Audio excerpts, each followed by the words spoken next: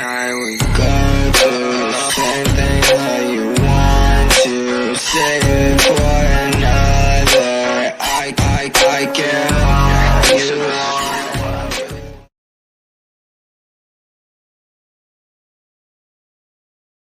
Assalamualaikum warahmatullahi wabarakatuh. Kembali lagi bersama saya Irfan di Diskora Podcast. Di sini Kominfo bercerita. Ya, di sini saya bersama dengan Putra Fakultas Ilmu Pendidikan. Siapa Mas? Bersama saya Lutfi Faris Purnawan. Ya, oke, Mas Lutfi. Mas Lutfi asalnya dari mana, Mas?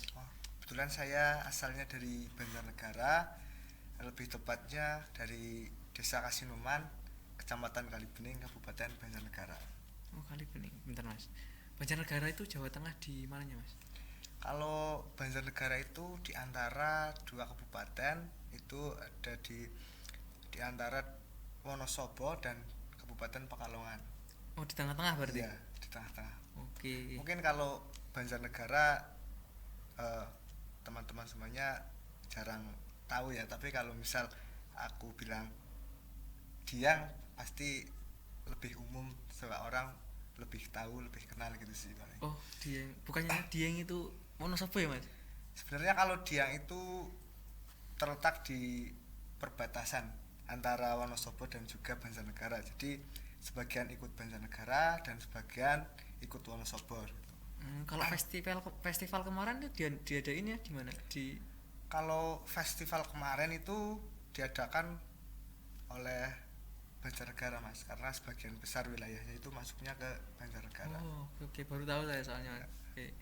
Oh, yang ngomong-ngomong tadi, aku sempat dengar tadi kan Kalibening. Kalibening itu apa, desa atau kecamatan atau gimana? Kalau Kalibening itu kecamatan, Mas. Oh, kecamatan. Itu kecamatan paling ujung di Banjarnegara, jadi perbatasan antara Banjarnegara dengan Pekalongan.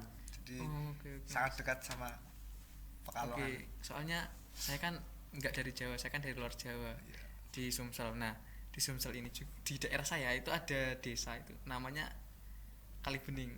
Itu sebelahan dengan desa saya. Kebetulan bahasanya itu sama, Mas. Masa? Iya. Ngapak. Jadi kan Oh iya. Jadi kan di Sumsel, di daerah saya itu isinya transmigrasi semua. Nah, kebetulan daerah saya juga transmigrasi itu kebanyakan dari Batang sama mana ya, Solo. Nah, kebetulan daerah sebelah saya itu namanya Kalibening. Apakah mungkin transmigrasi dari daerah, Mas? Mungkin karena transmigrasi dan mungkin karena wilayah baru, namanya awalnya belum ada namanya, mungkin karena terinspirasi, oh daerah saya Kalibening, Pak, samain aja gitu. Paling itu sih. Ya, aku mikir kok berarti ini mungkin Kalibening ini transmigrasi dari sini gitu. Soalnya ada beberapa juga kayak Purwodadi, ada yang di sana juga ada nama Purwodadi, dia transmigrasi dari Purwodadi, tak tanyain. Nah, yang Kalibening ini saya belum nanya. Dan di sini belum pernah dengar desa Kalibening itu loh. Iya. Baru dengar kali ini nih. Iya. Nah, jadi tak tanyain sekalian. Mungkin dari situ ya. Oke, nah, di Banjarnegara ini ada ciri khasnya nggak, Mas, selain Dieng? Kalau di Banjarnegara itu ciri khasnya itu ada minuman khas, itu Dawet Ayu Banjarnegara. Oh, Dawet Ayu Banjarnegara. Iya, itu terkenal karena enak. Tapi Mas Irfan kalau misal main ke Banjarnegara itu beli dawet itu jangan sampai ketipu ya, karena namanya Dawet Ayu Banjarnegara tapi nanti yang jualan itu cowok. Nah, jadi jangan ketipu ya. Lah, maksudnya gimana? Maksudnya gimana?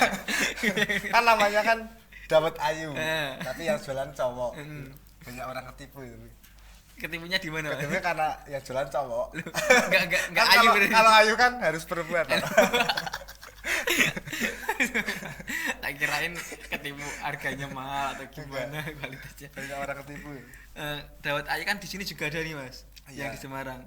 Nah, aku lihat tuh mahal-mahal banget sih dawetnya. Kalau di sana gimana? Kalau di Banjar itu murah, Mas. Biasanya itu tergantung topping, kan ada toppingnya biasanya durian atau kalau enggak itu ada buah nangka. Nah, itu kalau durian itu sekitar 10.000 lah. Kalau yang varian nangka itu 8.000. Kalau original itu paling 5.000 dapat. Oh, murah berarti ya. Murah. Soalnya di sini sampai 20.000 ya. Iya. Gila. Selain dari itu kan tadi makanan Mas, ada lagi nggak minuman ya? Itu kan minuman. Atau hanya minuman itu atau ada lagi? Kalau yang khas dari Diangnya itu ada manisan karika Mas. Karika Iya. itu yang Karika itu kayak mirip pepaya, mirip banget, sampai dari daun, batang sampai buah itu mirip. Tapi kalau karika itu buahnya kecil dan harus dibikin manisan. Soalnya nek metik langsung dimakan itu gatel Mas. Oh, yang di cup itu ya? Iya, Yang di ada cup airnya itu, itu. iya. Lah tak kira itu pepaya ya. Itu namanya karika Mas. Oh, karika. Berarti nama jajannya itu nama buahnya itu. Iya, Walah, tak kira itu isinya pepaya. bukan itu. Oke, kita bahas Pupi deh sekarang Mas. Oke, siap. Oke, Pupi. Apa sih itu Mas Pupi? Oke. Pupi itu kayak sebenarnya sebagai brand ambassador dari Fakultas Ilmu Pendidikan khususnya. Karena dari Pupi sendiri bisa mengenalkan fakultas melalui Pupi VIP itu melalui sosial media, melalui program kerja yang dilaksanakan di masyarakat, juga di lingkungan kampus juga. Dan kita juga bisa mengenalkan Fakultas Ilmu Pendidikan itu melalui kegiatan-kegiatan yang berkolaborasi bersama BEM Fakultas Ilmu Pendidikan khususnya. Ketika nanti BEM melaksanakan program kerja, maka nanti Pupi juga berkontribusi di dalamnya begitu Mas. Oke. Nah, ngomong-ngomong program kerja di Pupi itu program kerjanya bagaimana Mas?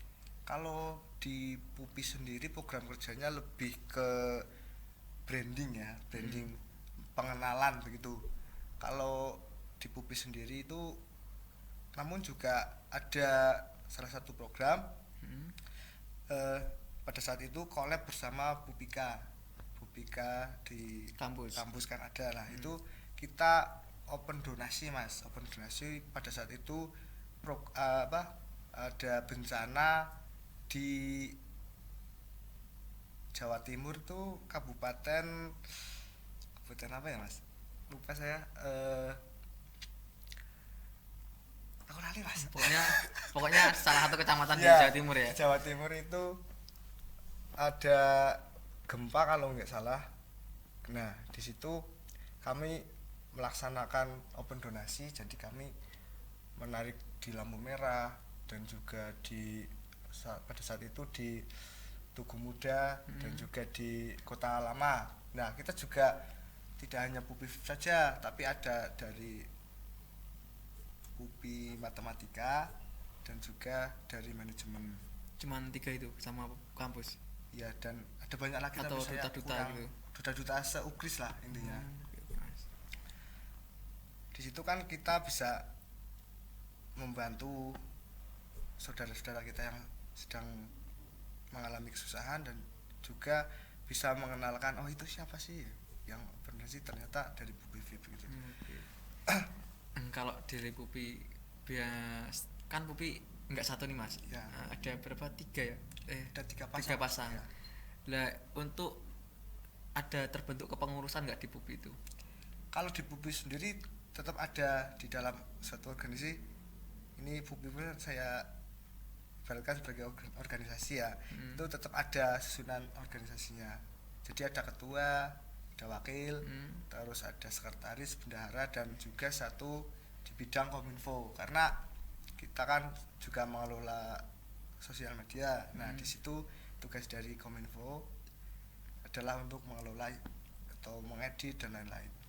Oke, kalau boleh tahu Mas, yang jadi ketua itu Pupi berapa, yang jadi anu itu Pupi berapa gitu? Sebenarnya tidak ada patokan Mas. Patokan. Jadi berdasarkan voting saja, teman-teman mau siapa yang mau dijadikan sebagai ketua begitu. Tidak harus Pupi 1 harus ketua, itu enggak. Oke Mas. Nah kalau udah open recruitment belum sih Mas? Untuk sekarang ini sudah dari kemarin Mas, sudah Udah. dari lama itu sudah di open recruitment dan sudah penutupan malah mas. Udah Kemarin seleksi. Iya sudah seleksi. Kemarin sudah wawancara dan sekarang sudah penutupan, nanti tinggal ke tahap berikutnya. Oke, berarti udah pengumuman ini. Sudah. Pengumumannya di mana? Pengumumannya di IG UPVIP. Oke, kita bacain aja mas untuk pengumumannya. Boleh kan mas? Oke. Boleh. UPI biar seru. UPVIP. Oke. Ini bener mas? Nah ya itu. Oke. Di sini kita mulai dari yang putri. Oke, finalis putri ada Ahlun Tiara, program studi BK semester 1. Terus ada Sandrina Pati Silut, program studi BK semester 1. Ada Adelia Budi Anggraini PGSD semester 1. Ada Nabila Firmahandari PG PAUD semester 3. Ada Febi Nurmu Febi Nur Masuda, namanya susah banget. PG PAUD semester 3. Terus ada Destianing Tias BK semester 3. Devita Sari Lutfianisa PGSD semester 3. Ada Intania Rizky Maharani PGSD semester 3. Meisi Liestiani PGSD semester 3. Terus ada Andiza Lauthita BK semester 5. Febiana Putri Pratama ada PGSD semester 5. Septina Ayu Renggani PGSD semester 5. Gracelia Yulianda Putri PGSD semester 5. 13 ya mas finalis putrinya. Ya, yang putri Oke, ada ya. 13. Ada 13 untuk putri, yang putra ini ada 11. Yang pertama ada Muli Dharma Aji Haryanto dari PGSD semester 1. Dwi Lutfi Agil Saputra PGSD semester 1. Terus ada Habib Aulia Malik PGSD semester 1. Ada Fajar Rahmat Jailani BK semester 1. Terus ada Ahmad Anzalwil PGSD semester 3. Terus ada Aldi Mukti Al-Bukhari PGSD semester 3. Wah, didominasi oleh PGSD ini. Ya karena PGSD lebih banyak orangnya. Terus ada Khairul Umam PGSD semester 3. Yanuar Ahmad Darmawan PGSD semester 5. Dayu Permana Hasta Putra PGSD semester 3. Dayu itu semester 5 enggak sih mas? Dayu semester 5 mungkin. Oke. Salah redaksi mas. Oke, semester 5 ya. Terus Muhammad Fikri Gifari BK semester 5. Yang terakhir Rizky Andika Prasetya PGSD semester 7. Oh, ini teman saya ini. Oh iya. Teman sekelas mas. Enggak, beda. Dia kelas G kayaknya. Kalau PGSD kelasnya sampai kelas berapa mas? Kalau PGSD itu sampai I. Sampai I ya. J sama karyawan. Oh. Oke, itulah tadi daftar finalis putra ada 11. Nah, ini nanti rencananya kegiatan untuk seleksinya tahap selanjutnya apa aja, Mas? Untuk tahap berikutnya itu ada workshop mas. Workshop. Nah, iya. Jadi di situ nanti akan ada pemateri juga.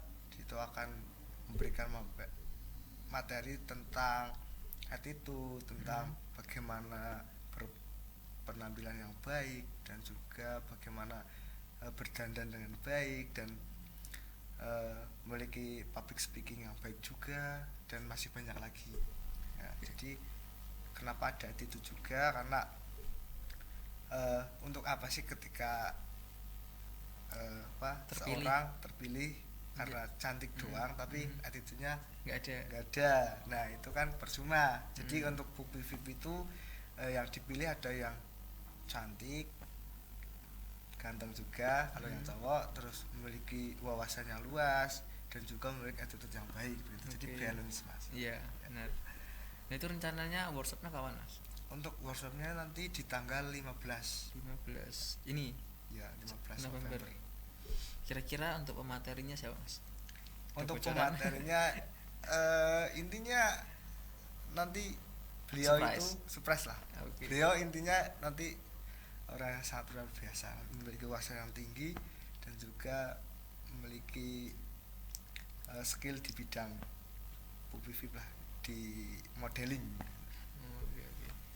Sama kayak tahun kemarin Eh, atau beda? beda, Oh, tentunya beda. beda. Oh, beda. Nanti lihat aja. Oke, oke. Oke. Nah, setelah workshop nanti itu ada dipilih lagi nggak atau udah ini finalisnya? Untuk Nanti tampil? dipilih lagi. Dipilih lagi. Nanti kan ketika wawancara kan kita belum melihat secara keseluruhan. Nah, nanti ketika di workshop nanti kita ada tim pemantau nanti bagaimana gerak-geriknya, nanti yang dipilih adalah yang terbaik intinya. Workshop ini ada pemilihan lagi atau tetap itu, Mas? Yang finalis tadi. Nanti ketika di workshop nanti akan ada pemilihan lagi Mas. Jadi ada pengerucutan lagi, nanti dipilih yang terbaik. Intinya di situ kan pada saat wawancara kan kita belum mengetahui secara keseluruhan. Dan nanti pada saat di workshop nanti akan kelihatan, nanti akan ada tim pemantau. Jadi nanti tim itu melihat, mengamati siapa yang berhak untuk diloloskan dan ada yang terpaksa Gugur. di medan. Nah, itu persidangan. kira-kira dikerucutkan jadi berapa lagi, Mas? Kira-kira nanti jadi 11 pasang. 11 pasang. Ya. Berarti yang cowok udah fix berarti ya? Udah 11 sih tadi. Ya, nanti juga sebenarnya masih dalam pertimbangan sih, nanti ketika memang layak semua ya nanti dimasukkan semua, tapi ketika ada yang lebih baik maka nanti akan ada pengerucutan lagi. Sebenarnya ini fleksibel sih untuk pengerucutan ini. Berarti kalau pengerucut ini nanti bisa ceweknya lebih banyak gitu. Iya. Oke, Mas. Nanti ketika kok di workshop kok ternyata bagus semua nih, ya udah Langsung nanti, kak ya, semua berarti. semua. Oke, dan nanti finalis itu yang udah hasil dari pengerucutan tadi itu akan tampil di grand finalnya kapan, Mas? Untuk grand finalnya nanti di tanggal 17 di pembukaan Regarfit 2022. Nanti juga akan melewati persiapan dulu, nanti akan ada gladi dulu. Kalau gladi itu sehari sebelum hari H, hari satu lah, nanti akan digladi dulu. Dan nanti untuk tempatnya itu di Balairu Mas, jadi biar peserta nanti juga bisa mengenal panggung, kalau di Balairu kan megah dan nanti kan masih rame. Nah, agar mereka mentalnya itu lebih siap gitu. Nah, untuk grand finalnya nanti acaranya itu bagaimana, Mas? Urutan grand finalnya tadi nanti sampai jadi UPI 1, 2, 3. Jadi nanti tadi yang untuk yang masuk ke grand final itu kan ada nanti fleksibel, nanti kan ada pengumumannya. Sementara kan itu dulu yang di IG pengumumannya itu akan kurang lebih ada berapa tadi? 11 laki-laki sama 13 perempuan. 11 perempuan. Nah, itu dulu lah, nanti akan ada catwalk.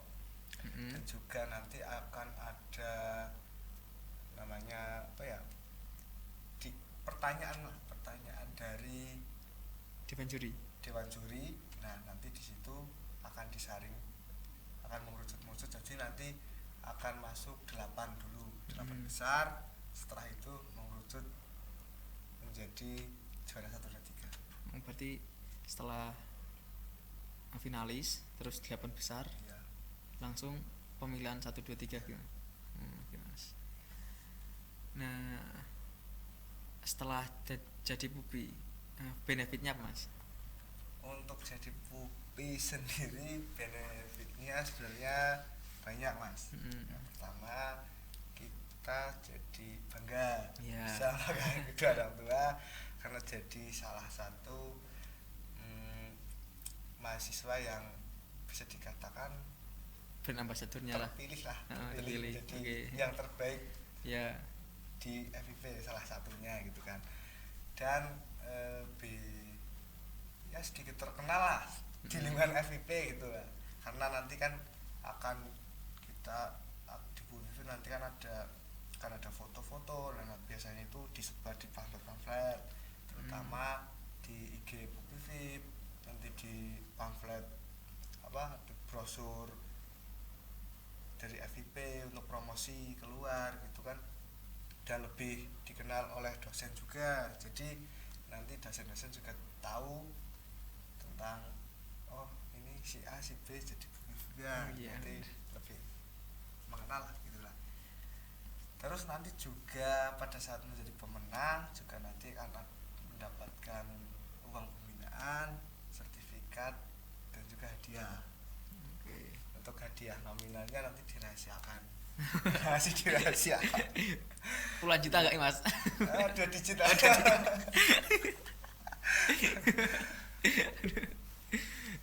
Nah, untuk Pupi selain menjadi terkenal atau brand ambassador lah, Iya. selama Mas jadi Pupi, benefit lainnya selain Oh, iya. apa namanya dikenal dosen tadi ada lagi nggak, Mas? Benefitnya masih banyak lagi. Yang pertama kita belajar. Di sini bisa jadi belajar, sebagai bahan belajar. Maksudnya kita juga harus senantiasa menjaga nama baik Fakultas Ilmu Pendidikan, karena ketika misal saya berbuat tidak baik di luar, nah terus ketahuan, otomatis itu siapa sih? Oh Lutfi siapa? Itu Pupi. Vip. Nah otomatis kan nama dari Vipnya ke bawah. Nah di situ juga kita harus menjaga attitude, berperilaku yang baik juga. Ketika di masyarakat harus ramah, intinya menjaga nama baik Fakultas Ilmu Pendidikan. Dan juga di sini juga kita harus belajar berpenampilan yang baik juga, yang sopan, yang dilihat juga enak gitu.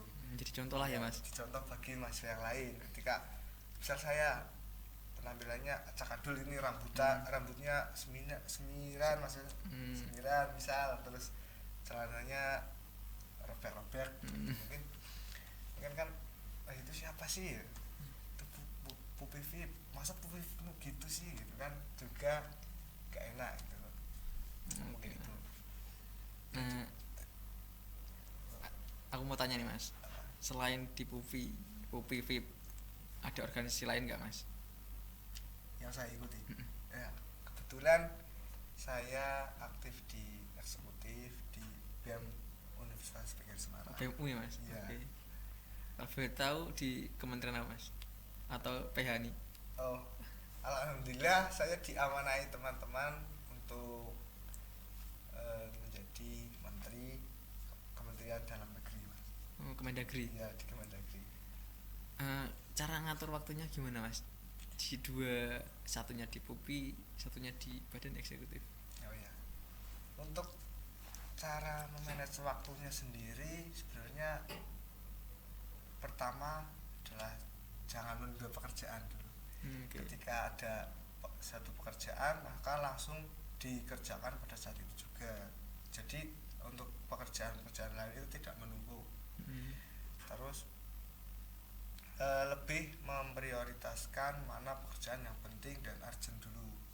Ketika yang penting dan itu mendesak maka dikerjakan dulu, dan yang misal jangka waktunya masih panjang nanti bisa kesampingkan dulu, namun tidak dilupakan, tetap menjadi prioritas, namun yang diprioritas lebih utama itu yang urgent dulu. Dan kita juga bisa membuat tulisan berisi tentang jadwal dari tugas-tugas itu, misal yang terdekat dulu apa yang harus dikerjakan, nanti ke bawah itu yang jangkanya lebih panjang. Jadi kita ada perkiraan kapan kita harus diselesaikan. Dan kalau di BEM itu kan tidak sendiri, itu banyak di Kementerian Mendagri khususnya itu ada 7 orang. Jadi di situ juga kita yang penting koordinasinya baik, maka nanti pekerjaan apapun bisa di handle secara bersama-sama. Oke. Berarti kalau menteri itu kayak ketua departemennya ya Mas? Iya, Ketua bidangnya itu. seperti ketua departemen, ketua komisi, Oke, itu oke. sama aja. Oh iya Mas, kalau kemarin kan udah lewat pendaftarannya Mas. Nah itu kalau pendaftaran itu mungkin bisa untuk selanjutnya itu syaratnya apa aja Mas? Untuk syaratnya sendiri saya bacakan ya. Oke. Saya juga sedikit lupa.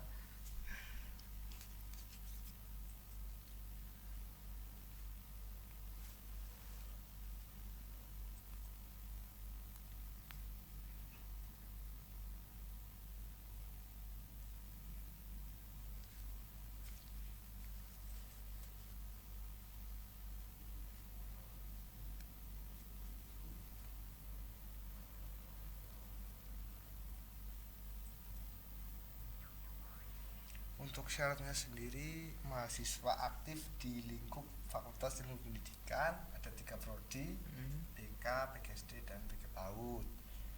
Semester 1 sampai semester 7, semester 5. Namun kemarin Ada yang karena semester 7. ada semester 7 karena semangat dan juga Punya keinginan lah. ya mereka sama kita juga memberikan kesempatan lah walaupun semester 7, tapi kalau punya niatan yang baik maka kenapa tidak gitu. Terus ada lagi persyaratannya itu Ada yang good looking gitu nggak Man? nggak ada sebenarnya. Sebenarnya nggak harus sih, jadi siapapun boleh ikut asal punya keinginan. Untuk good looking itu sebenarnya bisa dibuat ya Mas. Oke Mas. Kalau kita ada keinginan, Ada makeup ya Mas? ya kembali ke diri masing-masing lah. Oke Mas. Tapi kalau makeup itu mahal Mas. Oke. Tapi kalau Mas Irfan sendiri pilih yang good looking apa yang gimana? Apanya ini Mas? Milih apanya? tipikal milih cewek itu. Oh cewek. Iya. Yang enak dipandang aja Mas. Iya. Nggak perlu, kan biasanya kan kalau makeup itu ada yang kayak kemenoran gitu lah. Nah, saya nggak suka kayak gitu. Mending pilih yang enak dipandang, kayak natural tapi gimana, dia make up tapi kelihatan natural gitu loh. Nggak terlalu menor gitu. Sebenarnya kalau ada perempuan di sini lebih spesifik lagi sesuai menurut pandangan dari perempuan gimana. Kalau dari laki-laki emang gitu Pak, kita pengennya yang cantik ya enggak? Iya. Karena ya standar Indonesia itu cantik itu putih ya Mas? Iya. Enggak sih. Putih tinggi enggak? Enggak. Kalau aku enggak. Kalau Masnya gimana standar? Kalau aku definisi cantik itu dipandang enak, manis. Tapi kalau aku sendiri ya itu cantik aja nggak cukup Mas, perlu juga cantik dari dalam. Ya itu nomor 1 sih Mas. Ya, kalau cari yang cantik banyak tapi yang baik susah Iya. Mas. Bener Mas. Oke sih Mas, kayaknya cuman itu sih pembahasan kita. Iya. Podcast hari ini cukup lama juga sih. Berapa tadi? Ada nggak sih 30 menit? Kayaknya ada sih. Kurang lebih ada ya, Mas. Oke, terima kasih buat Mas Lutfi udah Ya, sama-sama. mau menemani saya di sini melakukan podcast. Terima kasih juga kepada kalian yang sudah menonton dari awal sampai akhir, terutama sobat FIP. Oke, saya akhiri. Wassalamualaikum warahmatullahi wabarakatuh. See you next time.